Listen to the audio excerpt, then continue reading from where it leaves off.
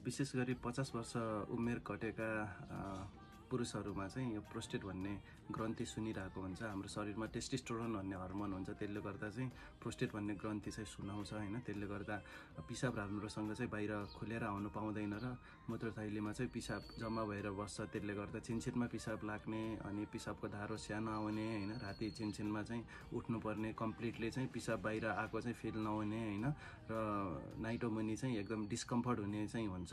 यति भएर चाहिँ बिरामीहरू आउनुभयो भने हामीले चाहिँ बिरामीहरूलाई इभ्यालुएट गर्छौँ हैन। सुरुमा चाहिँ यो पिसाबको इन्फेक्सनको कारणले हो कि भनेर चाहिँ युरिन एउटा एनालाइसिस गर्नुपर्छ। त्यसपछि चाहिँ एउटा भिडियो एक्सरे पनि गर्नुपर्छ। त्यसमा हामीले साइज, भोल्युम कति छ त्यो कुराहरू हेर्छौँ हैन। त्यो हेरिसकेपछि अर्को भनेको कहिलेकाहीँ चाहिँ अब क्यान्सरसँग सिमिलर सिम्पटम्सहरू चाहिँ मिल्न जाने भएको कारणले गर्दा एउटा प्रोस्टेट स्पेसिफिक एन्टिजेन भनेर चाहिँ हामीले जाँच गर्छौँ। त्यसको भ्यालु चाहिँ यदि हाई नै आयो भने त्यो क्यान्सर हुन सक्छ र अनि हामीले एउटा जाँच पनि गर्छौँ हैन। दिशा गर्ने ठाउँमा चाहिँ औँला हालेर चाहिँ त्यहाँबाट चाहिँ जाँच गर्न पनि मिल्छ हैन, क्यान्सर हो कि नै भनेर चाहिँ त्यहाँबाट रुल आउट गर्छौँ।